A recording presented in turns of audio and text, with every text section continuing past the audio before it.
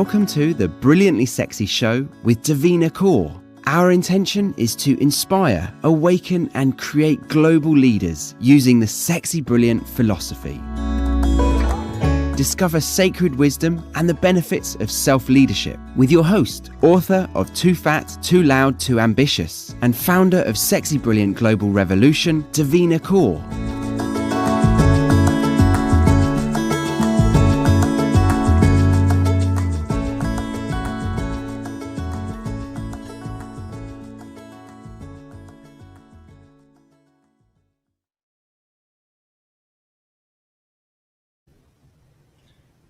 Hello, everybody. Welcome to the Brilliantly Sexy Show.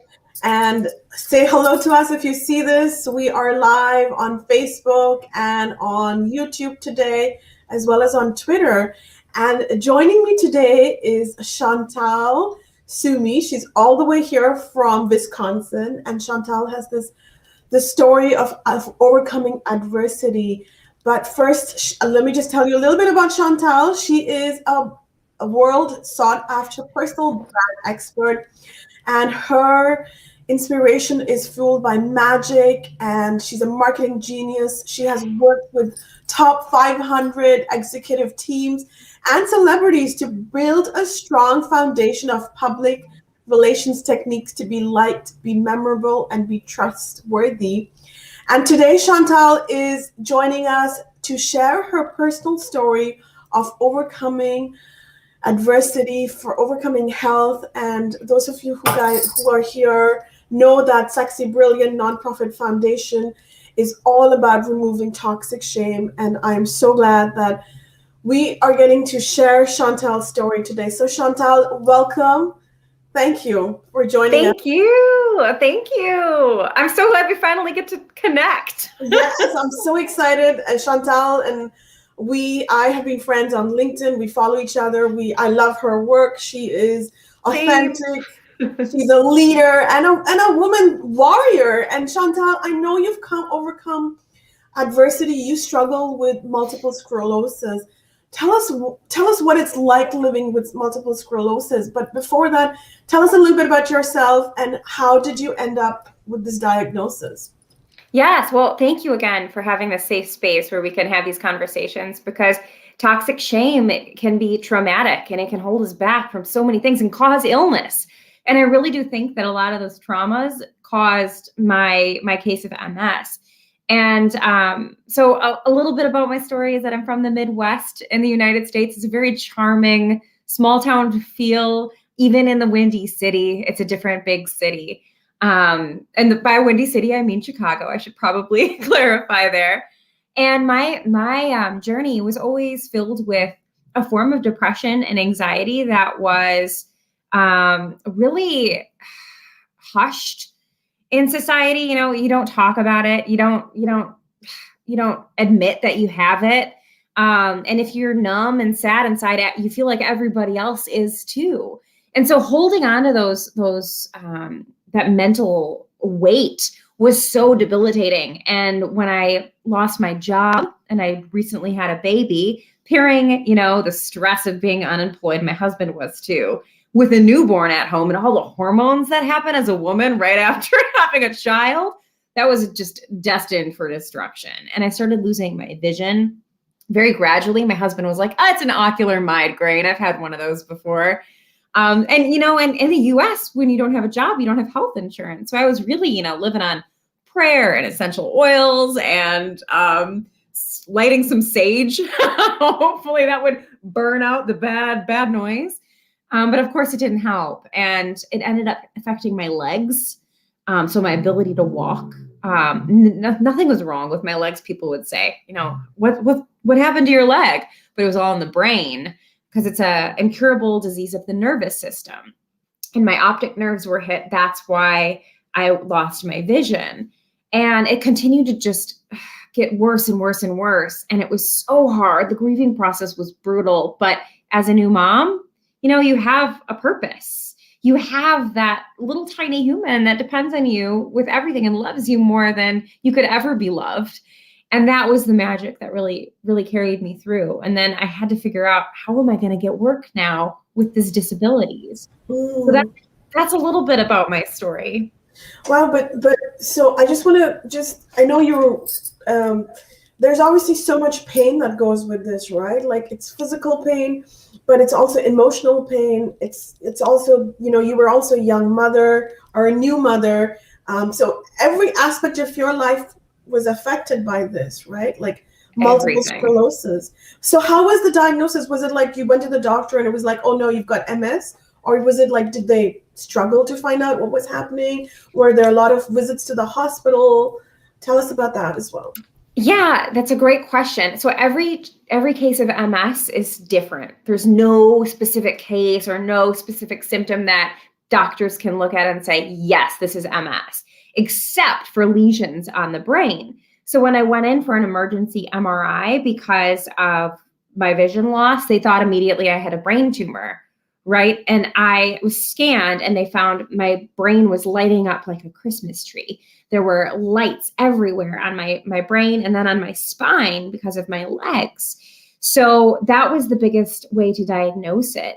And then just talking through it and having a regimen or a plan was completely horrendous. There is no plan. It's incurable. And since everybody's case is so different, trying to figure out what you can do to be better and stronger and healthier, it differs across the board. So it's been the ultimate science experiment, trying to figure out what works for me, but also the biggest perspective shift.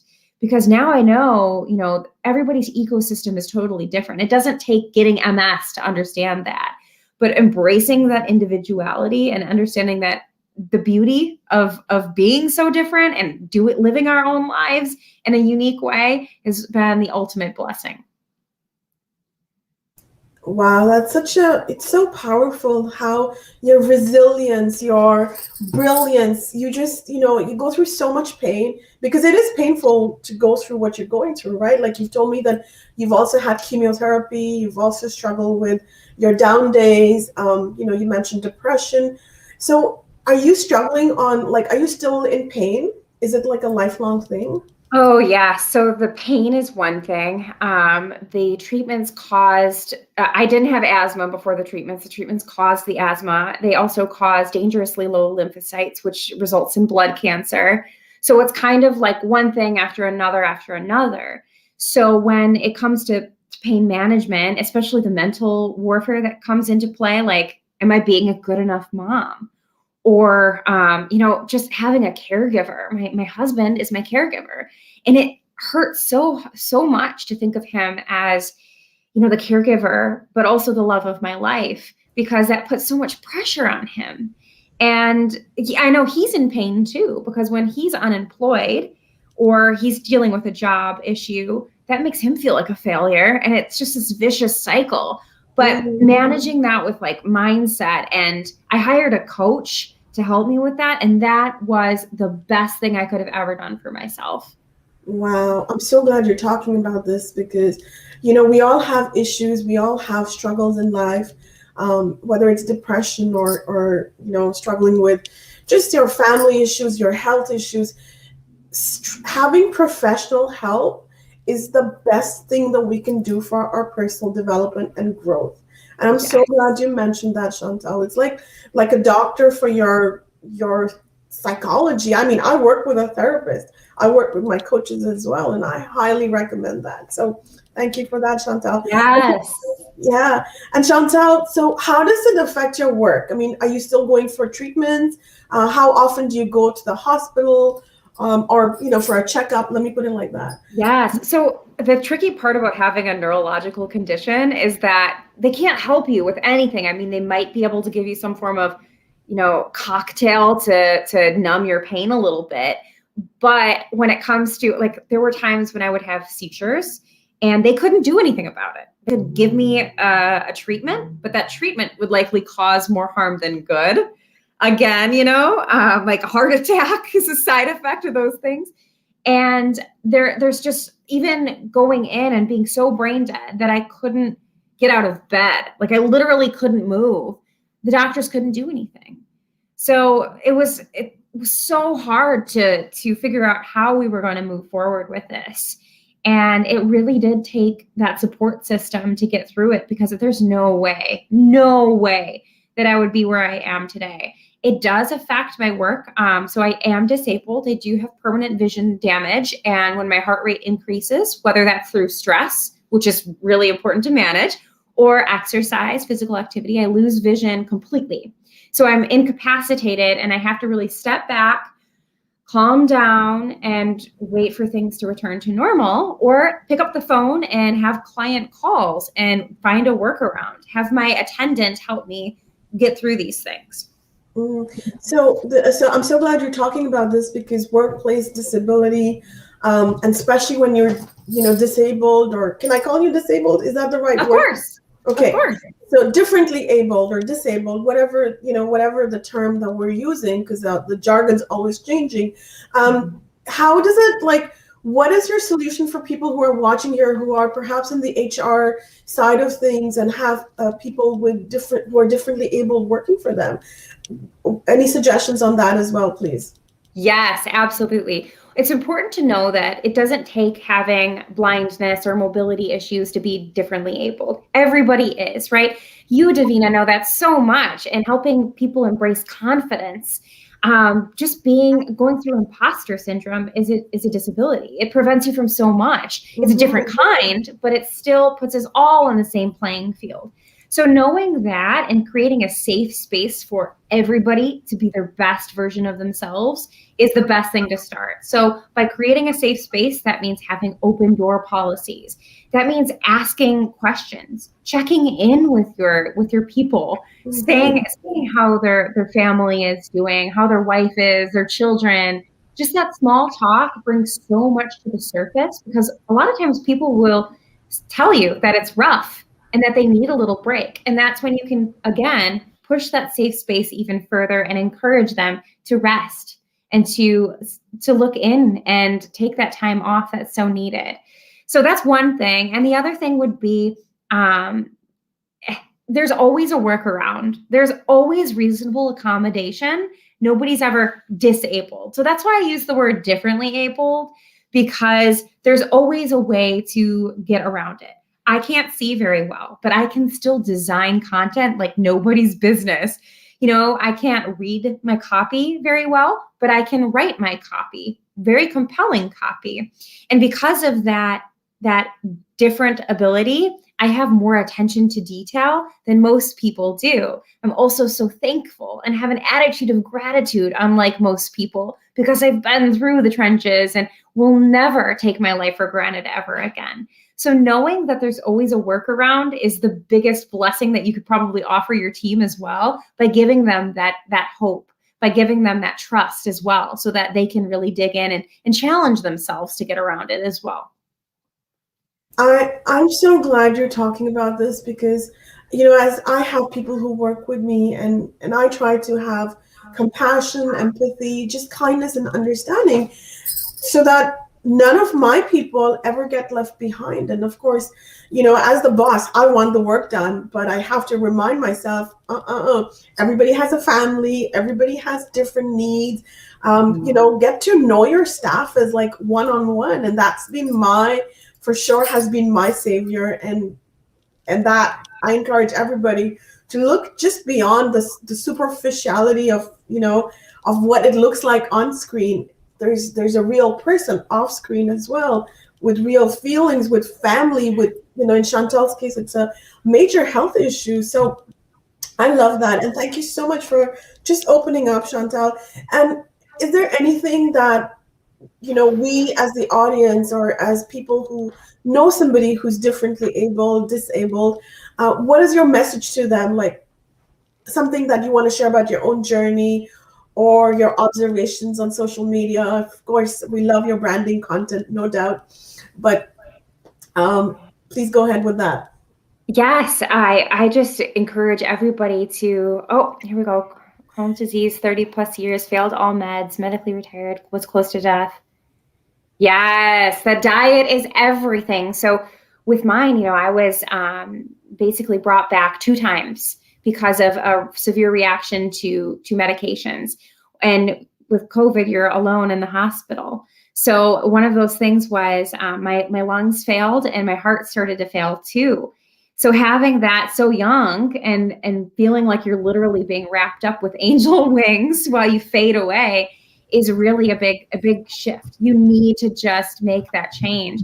And no meat, dairy, eggs. I mean, wow, I did the no sugar thing. So I really think it's important to answer your question is really be your own best advocate and focus on prevention, because just if you don't have an illness today doesn't mean you won't get something tomorrow.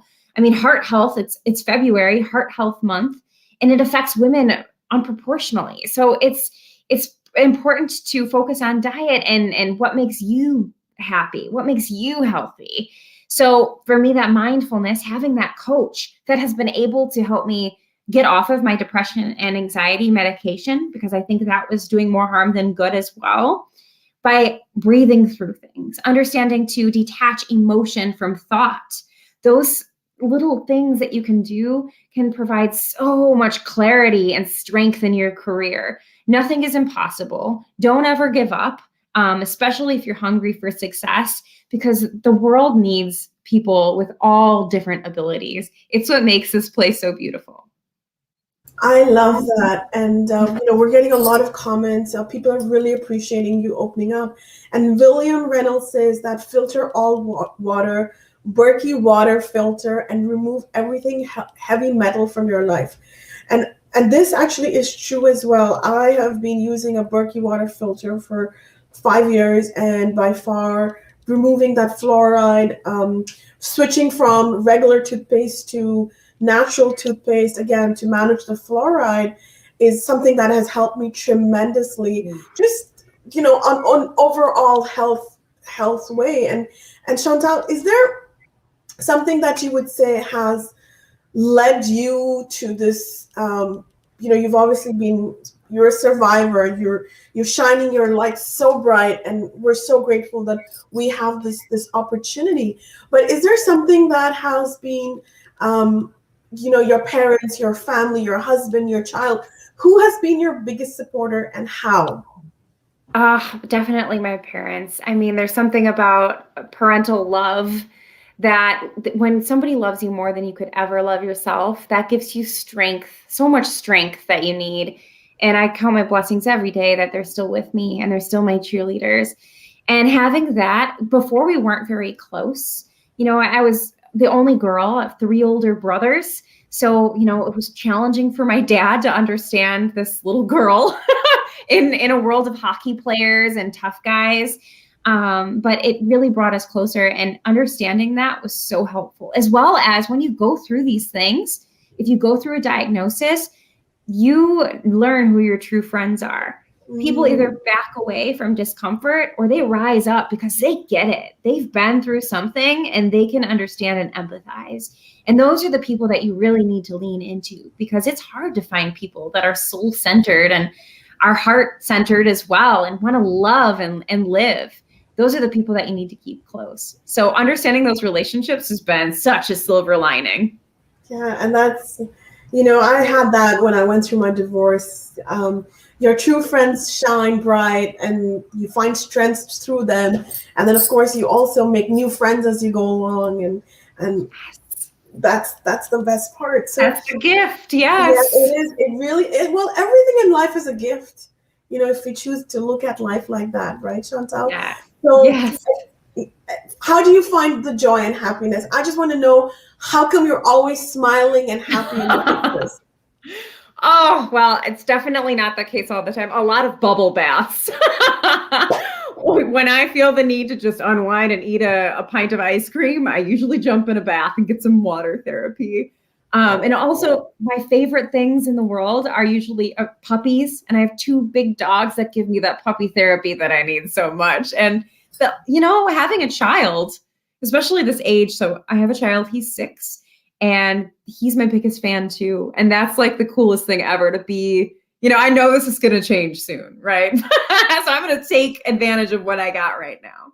So you know what? I'm glad you mentioned about motherhood. How is your MS diagnosis or you're living with the disability affected your relationship with your son, and what does he say about this? Does he understand it? Yes. So it was really hard at first because there were, weeks or months that I couldn't get out of bed because my body specifically wouldn't function. My brain damage was so severe that I couldn't send signals to my legs to move or to do these certain things. And he would say, things like, "Mommy never wants to play with me." And that stuff breaks your heart. Yeah. So we ended up going to Gilda's Club, which is a club for cancer survivors, especially because of the impact of my therapy that can cause blood cancer. It was definitely something we wanted to learn more about and be on guard for. And their kids program was super helpful. So it helped connect him to other kids that have parents with chronic illness and also other kids with chronic illness. And it was beautiful to see him understand that illness a little bit better and understand that not everybody can do the normal things. And that doesn't make them any less of a person. And it doesn't mean they don't want to play. In fact, they probably are hungrier than ever to play and do these things. So bringing that awareness was something so beautiful. But now he knows, my husband is setting a great example by taking care of me when I feel sick and forcing me to rest, as these go-getter women, we just want to keep pushing out what we can. And we don't listen to our body when it says, slow your roll, you're doing too much, getting the sniffles, I see you over there, Devina, time to rest. Wow. Right? Yeah, go ahead, Chantal. Leading by example. I mean, your children watch everything that you do. So be positive, set the example. I'm so glad you're mentioning this because, it's true. I have this conversation with my girlfriends all the time, and they're like, like the mom guilt is so strong and it's in all of us, right? But we have to, guilt is a wasted emotion. And Chantal, you said that so beautifully. So on that note, we're going to go to the Sexy Brilliant cards. Yes. We're going to see what message we get. Okay. Let's see. Let's pull up a card. And this is the message that Chantal and her beautiful survival story it's touching me so deeply. And I know so many of you guys are watching and relating to this. And, okay, let's see what it says. Oh my goodness, this card. Can you see it? It says sexy, brilliant, fun. Ooh, yeah. I'm on board. So it says, have fun doing anything and everything. We are allowed to have sexy, brilliant fun working. The more we enjoy our work, the more we have to look forward to. True happiness lies in being in the moment. Yes. Wow. Yes. What a card. What, right? What a card, eh? Right on time. My goodness. Chantal, this was beautiful.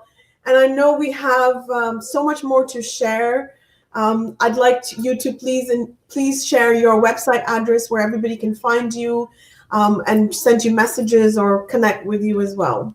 Yes, my business is www.stardustcreative.com. And then my personal, to learn more about my story, is chantelsoumis.com. And of course, LinkedIn. You can get a hold of anybody on LinkedIn. That's how we're connected. So yes. Reach out to me there. So guys, please connect with Chantal, and of course connect with me if you are not connected. I am the author of a book called Too Fat, Too Loud, Too Ambitious. I know. It's something else. It's something else to live up with. And it's a spiritual self-help workbook. And of course, Sexy Brilliant Nonprofit Foundation.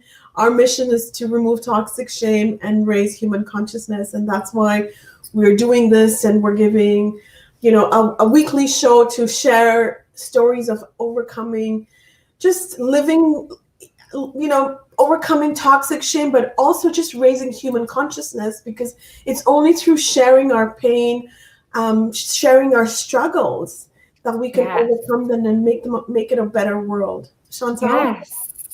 Yes. Oh, and coming together. I feel so connected to you, Devina, with everything that you share. So thank you for being that voice and that light that we can follow. Thank you. And thank you so much. And guys, I'm going to ask you to please share this episode with your friends and family. If you know anybody who's struggling with MS or is just differently abled, struggling with the disability of vision loss as Chantal has, please share this video and please pay it forward. And of course, we love having you here. Thank you so much for your beautiful comments. I love listening to you guys. You know, you guys are so just beautiful in all of everything that you do. And I know we've got a lot of messages coming in, like water therapy, somebody saying that use CBD in large doses. So we've got a lot of messages coming in. Make sure that you are leaving the messages under the comments. And I know Chantal's going to be coming and checking in as well, as will I. So thank you so much for that, Chantal. Absolutely. Yes, thank you. Thank you, everybody, for sharing this video. We love you so much. Thank you. Bye. Bye. Thanks for joining us on Brilliantly Sexy with Devina Kaur. We value your time immensely and appreciate your shares, comments, and feedback. Devina Kaur is the best-selling author of Too Fat, Too Loud, Too Ambitious, a spiritual self-help workbook. Your purchases and donations support the Sexy Brilliant Foundation, a non-profit dedicated to removing toxic shame. Please discover our fantastic behind-the-scenes content on sexybrilliant.org.